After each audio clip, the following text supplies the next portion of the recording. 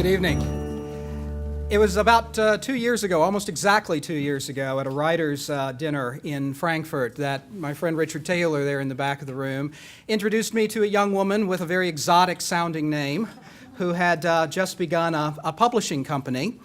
And he remarked, almost in passing, she's a really good poet. You should publish her.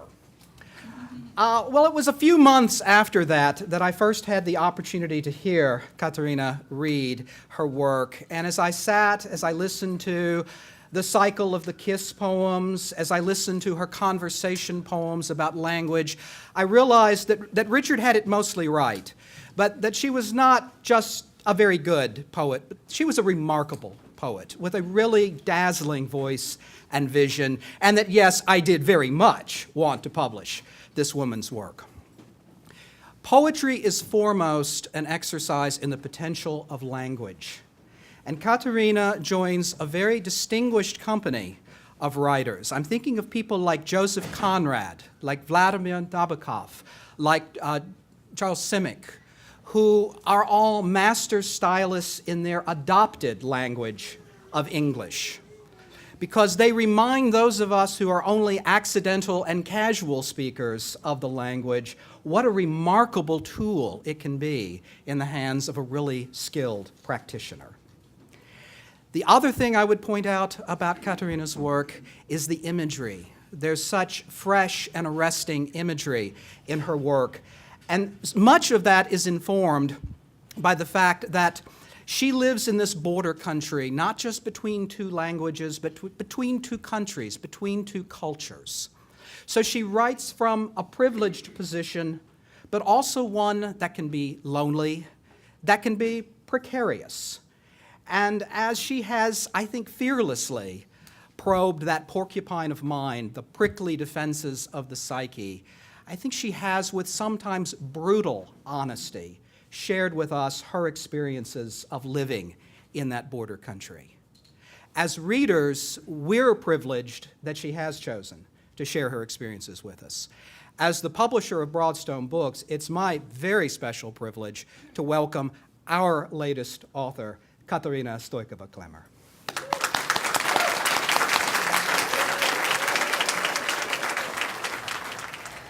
Thank you, everyone, for being here. Before I start, I would like to recognize a few people. First, I'll start with the day. I chose this day for a very specific reason. Today is the 24th of May, the internationally celebrated Day of Slavic Literature, Literacy and Learning. I have celebrated this day for as long as I remember, and I will celebrate it for as long as I live.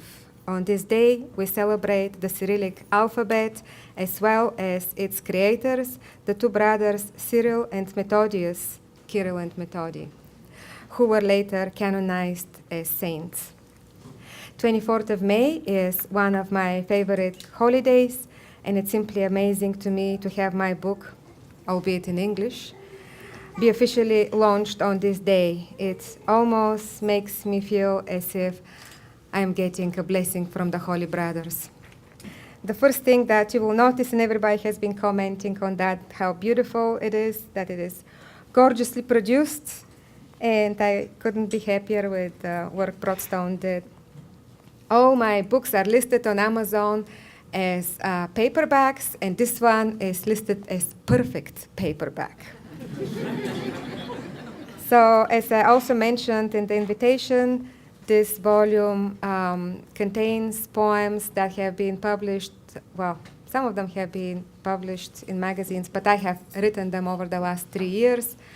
And I also assure you that I have arranged and rearranged them in unreasonable number of times.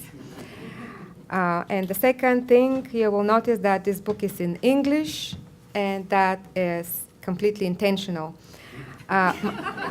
My first one, The Air Around the Butterfly, is bilingual, and for the next one, I decided to split the languages to be free of the constraints, to have to please with the same book two disparate audiences and to choose only poems that work in both languages simultaneously. So this is the English-only book. And if stars align the right way, the next one will be bilingual as well. So of course, now I will read you a few poems.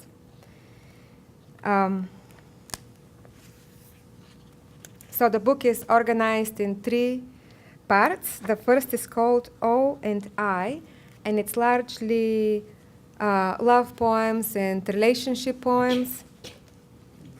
And it starts with the, with the poem title O and I, and it's actually a poem about loneliness and unlikely pairing. O and I starts with an epigraph by Etta James. At last, my love has come along. My lonely days are over. His name is O. He is a single-cell organism and my closest friend. We met last winter. I was about to step on him when I noticed his milky body and picked it up from the concrete. "Ha!" I said while I observed him on my palm. "Phew," he said when he figured that I meant no harm. "Well," I said when gently I dropped him in my wallet. "Okay," he snuggled between a photo and $1. That evening, I placed him in a glass of water by my bed. He pressed his tummy flat against the glass and didn't take his eye off me until next morning when I opened mine and saw him smiling. He stared down at his mitochondria, but his ribosomes blushed pink. "You mean the world to me," I told him. And that's how they fall in love. Thank you.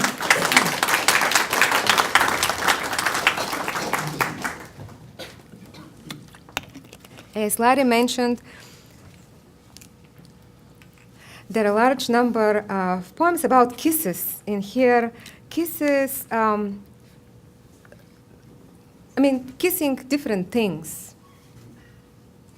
various things. One should exercise caution when kissing a daffodil. Somebody could get hurt. It helps to have dabbed in botany. To reach the sweet of hearts without splitting apart her innermost petals is a high art.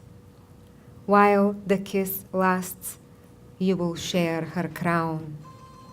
You will shimmer in the sun for days after you drift apart.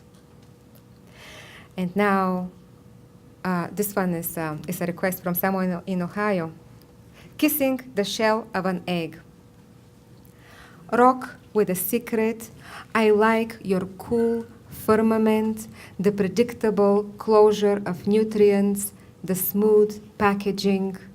You taste of surface, feel like a moon hiding the inner sky's weather, wings or scales.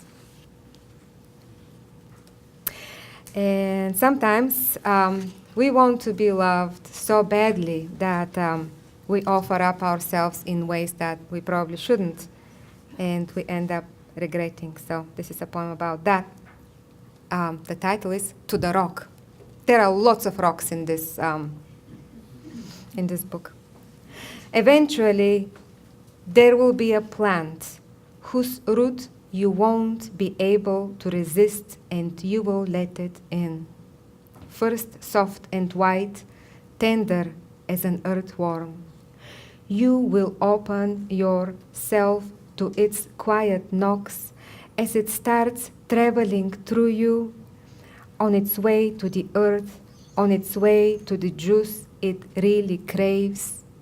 As it plummets through your lungs, you will hang on it like an old ring, a shriveled pearl at the tip of a tongue, a raisin on its way to dust.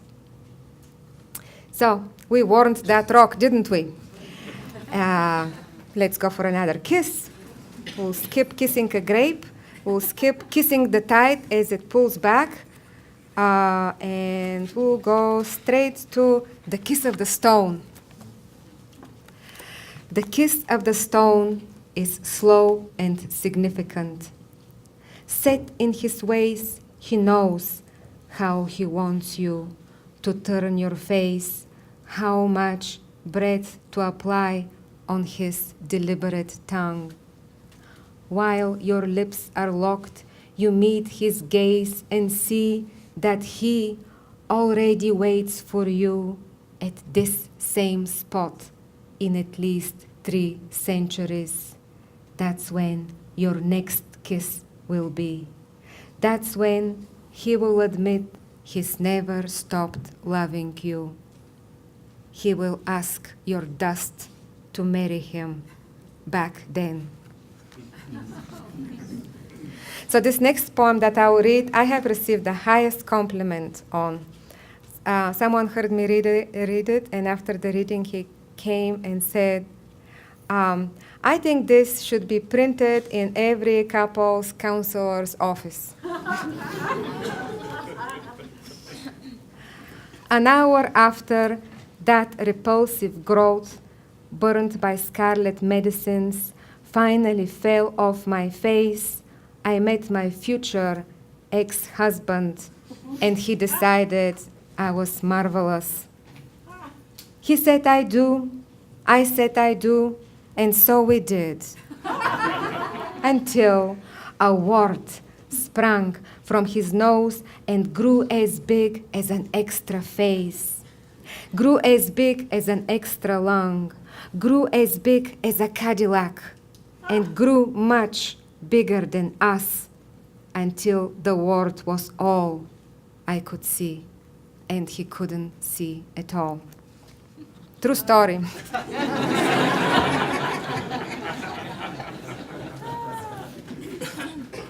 So this is a poem about unwanted thoughts. Anyone here has unwanted thoughts? Okay, all right. The fly in my room. I lived with hands pressed to my ears. I wore her as an emerald in my hair. At night, I stayed up and waited for her to fall asleep, to die, or for me to die first. We shared a pillow. She laid eggs in my dreams.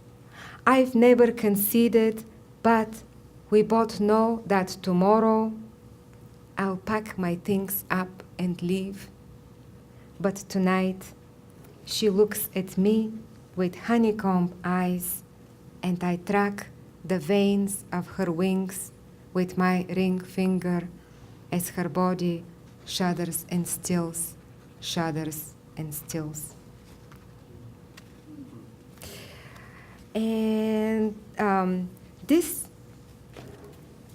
section ends with, do you remember O, the single cell organism? So there is a note to O here as well. All three sections, the first and the last poem talk to one another in some way. So this is a poem about letting go. To my hula hoop. Goodwill will be good to you, my sun, my moon, my undivided cell, my oval pool. Oh, you said when I stepped into your ring, oh, I was so adamant you were the final loop for me. Oh, tidy, oh, I swam inside your yolk, floated like fruit, flew snug along your rim. Oh, memento mobile, roll towards another girl, dance on top of someone else's hips. Oh, Wiedersehen, oh, life I could have been. So that was the first part, and the second one is called The Ending of Slavic Names and has to do with living, immigration, home, whatever that means. And it also has kisses and conversation poems. This poem is called Better, and it's dedicated to my best friend in Bulgaria, Tony.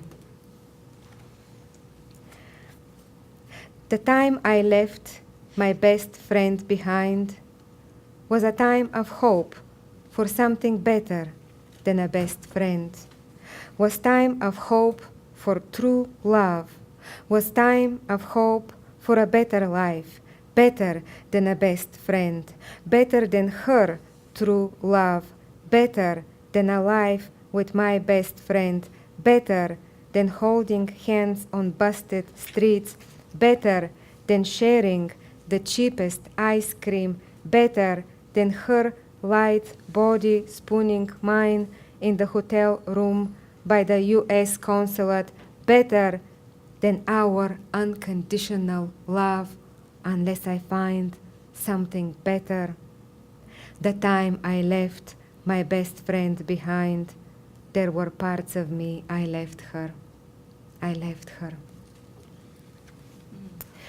So I've been in the USA since 1995, and I have gotten used to and learned to love everything. But the one thing that I miss is the language. I miss the background of Bulgarian wherever I go. So I'm going for a couple of months to Bulgaria to spend some time, re-immerse myself in the language. But this poem that I'm going to read is about missing the language. My tongue, my enemy. Without you, blood in the mouth. I swallow the Latin serif's scratch.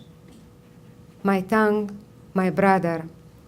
Decorated, perforated, metal ball rolls along the teeth like a perverse arrowhead, tongue or death. My tongue, my own carcass. My tongue, another friend whom I've betrayed. Shouldering guilt, the innocent start running. My tongue, my scream, scream of shame. My tongue, my bow, I release you with no aim. My tongue, my home, forgive me, I am gone. So next poem is about displacement, and both Larry and Lita referred to it earlier, Mermaid in the Cornfield. I have been putting it in different sections in the book, and I'm really thankful to Larry, who said it really belongs in the immigration section because it is an immigration poem. And that is about the inability of others to understand or help. It's really full of self-pity, too. Mermaid in the Cornfield. We found a mermaid in the cornfield, covered in mud, tired from dragging around her tail. She was eating corn, holding an ear with one hand. With the other, she was wiping off her tears. That's how we found her. We followed the whimpering sounds. We thought it was a baby animal. Instead, it was a mermaid in the cornfield. Her hair, blue as the ocean, was tangled with weeds, dusty and dirty, with fish skeleton comb to hold it in place above her seaweed eyes. She had bite marks of animals, fat lip and scabs. That's how we found her. From far away, she looked like a dolphin caught in a blue net. Instead, it was a mermaid in the cornfield. Ants were crowding her tail, trying to pull a few scales to take home for winter. and mice were snarling, and daring birds of prey were landing. A few times we asked her, how can we help? But she just waved her tail at us to go away. We did, but it didn't feel right to leave her there like that. So we returned and carried her off in the back of the truck to our bathtub, where we mixed sea salt with cold water and dropped in it a yellow rubber duck. And the last poem in this section has to do with visiting, and the first one and the last one in this section I tied with the word love, you will see. I'm one of those poets who believes that you can and you should, in fact, use the word love in poems. Visit. I visit my homeland the way a snail tries to fit back into his old shell. Day after day, I write inside, counterclockwise. The shell is rough and narrow, opens sores on coddled parts. But I persist, eat terator, cry over graves, until I conform to my old contours. Finally, I am here. Snail is the most beautiful Bulgarian word, says my son, who is studying the language. I thought it meant love. And the third section in the book is called The Downside of Lucidity. Do you guys believe there is downside to lucidity? Yes. I firmly believe that. So it has more spiritual poems, emotions, things, and things that I personally have found hard to admit. It starts with kindness, so we may expect that it ends with kindness as well. But we'll start with guilt. Guilt, wide-eyed beauty. I like holding your hand. This cigarette sends mixed signals from the ashtray. Next to it, your drink, over. Your food, untouched. Your nails are painted scarlet. Your mouth painted shut. Unforgiveness, splinter in your breastbone, lives there, lodged like a small tree. Withers in winter, blooms in spring. Its fruit is sweet on first bite, then turns into the taste of your own flesh. Here is one for hate.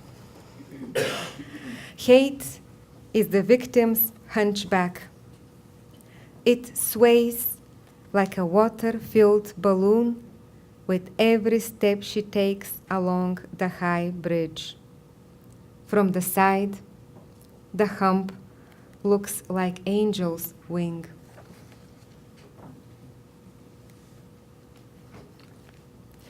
Well, another poem about a rock called The Stone. You don't need to throw it at your enemy for it to be a weapon. Just warm it in your palm while whispering his name. Imagine it, a hate-seeking missile. Picture the brisk arc. It's finding and hitting, looping for centuries. Long after your hand is unwarm and the fingers lose change in your pocket, the stone will keep on whizzing through the air, breaking his skull. Well, this one is for friends of mine who have read that poem or heard it otherwise, and now they cannot look at toilet left by a curb without thinking of me. That's what I've been told. So, drive-by commodes. 3 commodes on the curb, awaiting their rides in the garbage truck. 2 domesticated with their lids down, and a rebel sticking a lid up like a tongue. 3 commodes facing the street like a suburban family waiting for the bus downtown.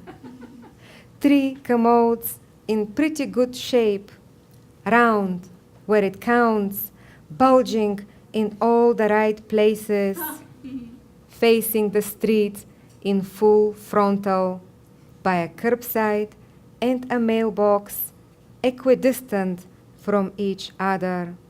1 waving its round arm, ready for a hug. 2 already sleeping with their eyelids closed. And this one, I won't read it to you, but it's like a table, and I recommend you taking a look. It's called The Fish, the Net, and the Fisherman. Now I'm going to read you the poem that gave the book its name.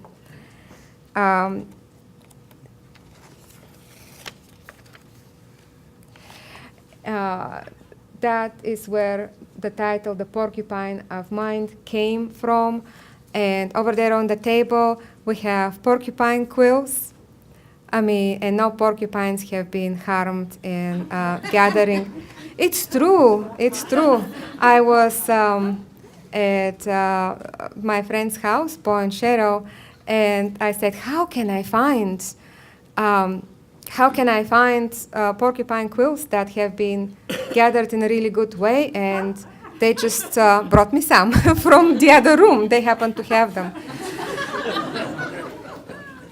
So, and Bo was kind enough to tell me the story about how they are gathered. It's fascinating, really. You surprise the porcupine, and you throw a blanket on top, and the porcupine wiggles the tail, and then runs away. And the quills are left in the blanket, so you just pick them from the blanket. Yeah, that's genius, right? So, here's the poem. Sobriety, downside of lucidity. Your sharp estate of brain folds hasn't lost an hour, emotion, each regret fresh as the farmer's market's first cucumber and with as much juice. The porcupine of mind sinks to the bottom of the labyrinth. Here is the argument for a drink, a joint, a snort of a good, solid pause in the rope of your thoughts. No, the thoughts insist, crowding like sinners in a cauldron. Is it me you're looking for? But there is a trick to it. If you cannot fall asleep at night, the Guatemalan mothers invented something called worry dolls. And here is a poem about that. Like a panel of judges, your 6 worry dolls are intently spread before you. They are small and mostly male. They have legs but don't have shoes. They have arms but don't have hands. They have eyes and mouths but don't have noses or ears. Their bodies are wrapped in threads of different colors. 3 purple pants, 1 white and 1 black, 2 green shirts, 2 orange and 1 red. The woman is dressed differently.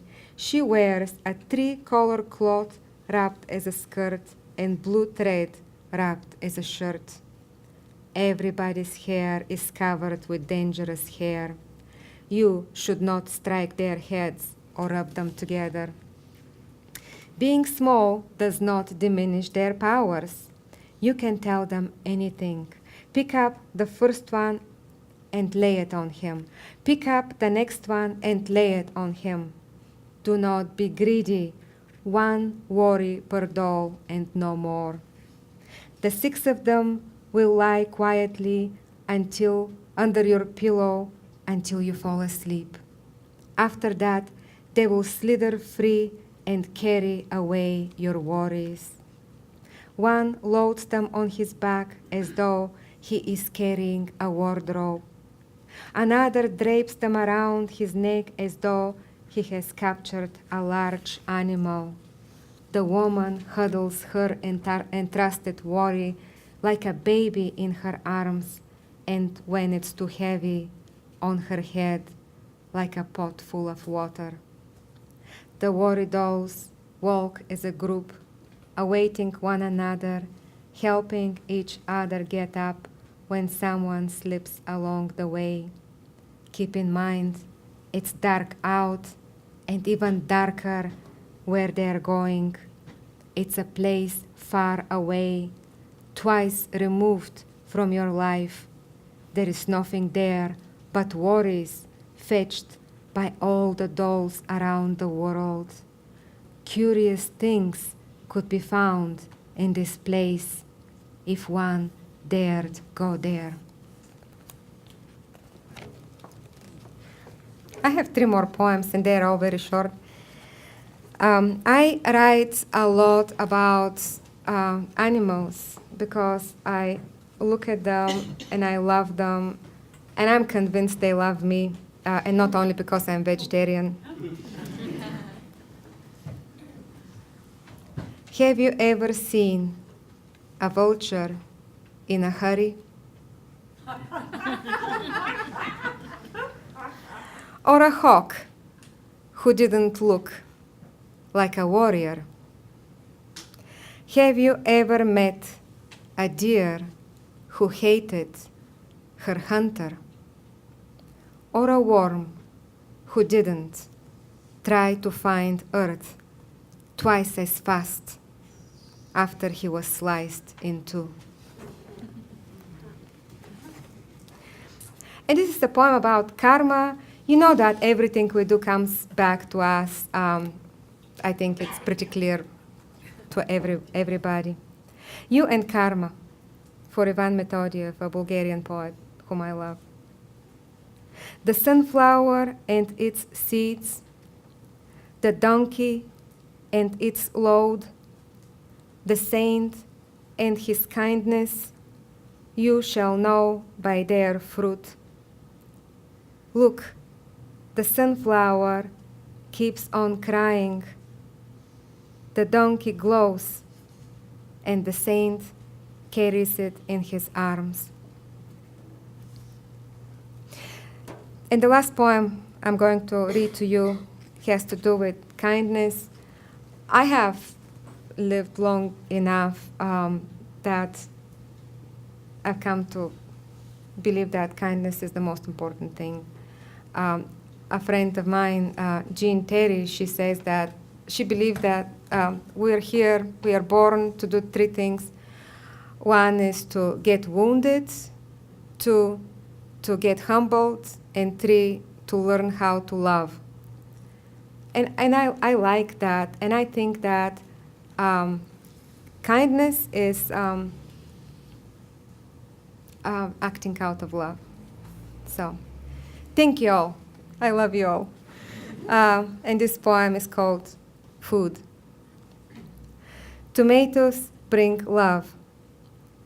Potatoes raise consciousness. Onions spring compassion. Mulberries promote change. Corn is a generous mother. Artichokes are modest knights. You cannot love thy neighbor without eating your vegetables. You can stop world wars with the kindness of a single fruit cup. Thank you. Thank you.